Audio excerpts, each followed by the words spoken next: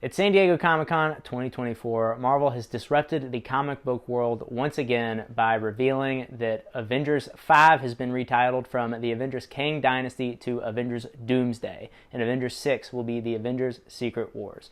The big news here is the introduction of Doctor Doom to the MCU. The even bigger news is the revelation that Doctor Doom will be played by Robert Downey Jr., who is most famous for playing Tony Stark and Iron Man in the MCU. Now, lots of discussion has been had about this decision. Some people love it, some people hate it, but ultimately everyone's thinking, is this good or bad for the MCU? Well, I'm Josh from Just MASH. Let's figure it out. Now, the first question we're going to ask here, is this good or bad? I'm going to preface it with, the movie has not been made. We don't even know what the plot is yet. It's easy for us fans to sit here and pick apart ideas and say, this is good or this is bad. But just because we don't like something does not mean it's bad. Everything discussed here today will be theoretical. It's fan casting, it's fan writing. Who knows what's actually going to happen? I'm going to keep an open mind. I hope everyone else does. Let's see what they have in store for us. That being said, a couple scenarios could happen here. One being, is Robert Downey Jr. playing Tony Stark or a Tony Stark variant as Doctor Doom? Now, if that's the case, if in another universe Tony Stark doesn't become Iron Man but he becomes Doctor Doom, somehow gets brought into this universe and is the same character but just bad, I don't like that. I don't think it's good. I think it takes away from Doctor Doom.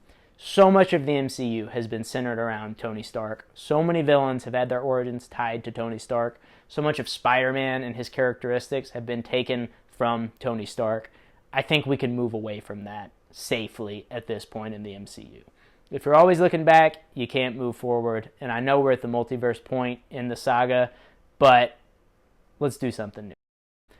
If Robert Downey Jr. is playing Victor Von Doom, and the only correlation to Tony Stark is that they look the same, I have no problems with that. I think it's a really great idea, and I think it enhances the character of Victor Von Doom, because the emotional weight that face in the MCU carries of the ultimate hero who made the ultimate heroic sacrifice to save the universe, but now in a bad guy form, I think that carries a lot of weight.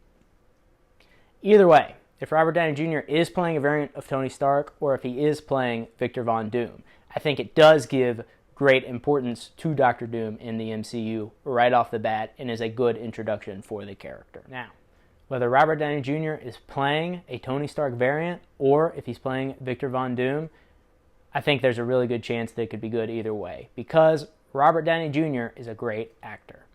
It's easy to get lost in, is he playing himself or is he playing Tony Stark? How much acting is really going on there? But there's a lot of really great emotional beats in the MCU involving Robert Downey Jr., and you don't have to go far back to see his performance in Oppenheimer and how truly incredible he was in that film. I think Robert Downey Jr. knows what he's doing, and I think he knows how to deliver a solid performance. Now, we don't know if he's playing Tony Stark or Victor Von Doom, but I think there's a clue hidden in plain sight. When you look at the Avengers logos, Avengers Doomsday, it's green and silver. Those are Doctor Doom's colors. When you look at Avengers Secret Wars, those colors remind me of another character. Now, what does this mean for Kang? Well, to start, we don't know what the roadmap is in the MCU for Kang. We never truly did. We know that he was the villain in Loki Season 1 and 2. We know that he was the villain in Ant-Man and the Wasp: Quantumania, and we know that he was going to have an Avengers film named after him, Kang Dynasty. Now, that's clearly not the case. But that doesn't mean that Kang can't factor in to the future of the MCU. Now, Marvel has introduced us time and time again to the idea of variants in the MCU. Any actor can play any role. Even Robert Downey Jr. can play Doctor Doom. So, that does not mean that Kang can't show up again. He could very easily show up as any actor they want to play him. Just because it's not going to be Jonathan Majors doesn't mean we can't see more of Kang. He could even show up in Avengers Doomsday as a foil to Doctor Doom, someone who's working with the Avengers, someone who's working with Doctor Doom, or he could be a non-factor at all. We really don't know at this point. If this is the end of the road for the character of Kang, I'm personally okay with it. I think he had a great story arc in Loki as He Who Remains, as Victor Timely, as Kang the Conqueror in Ant-Man and the Wasp: Quantumania. I think they really found a way to wrap up his arc and make it make sense. So if we don't see Kang ever again, I don't think that's a bad thing. Does this casting take away from the importance of Doctor Doom in the MCU? A lot of people have been saying that giving Doctor Doom to Robert Downey Jr. doesn't really make Doom his own villain. It gives him a lot of extra baggage that the character would not otherwise carry, and maybe it stunts the growth of the character long term in the MCU. How many films is Robert Downey Jr. going to stick around for? We're not sure. The benefit to this casting is that Doom is an important character immediately. They don't have to take much time to tell us that he's important when he looks like the most important character in the MCU already. But, given that it's Robert Downey Jr. as Doom, how does this affect the Fantastic Four? Does that make them equally as important? Do they make it known that Doom is their main villain, or are they going to hand Doom off to the Avengers and make him more of the Avengers villain? Moving forward, would Doom appear in future Fantastic Four sequels? Who knows?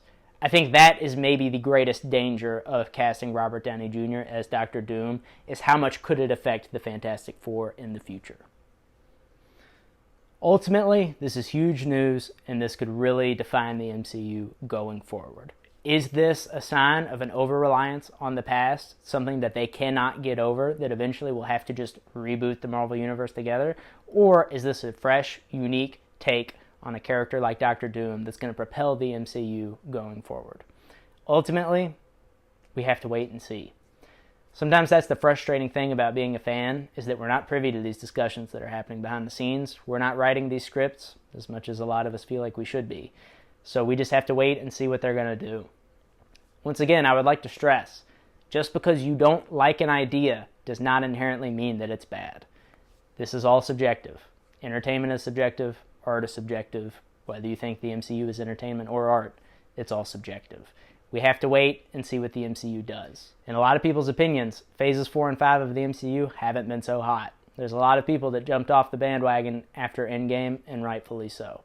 Marvel has had their fair share of fumbles and their fair share of victories. Which one is this going to be? I don't know. Me personally, I'm excited. I do think there's an opportunity here to do something really cool, really fresh, and really unique. And I think if anybody can make it work, it's Robert Downey Jr. Either way, I'm excited to sit and watch the film with everyone else, and I'm excited to be a part of the discussion moving forward. I've been Josh from Just MASH. Until next time.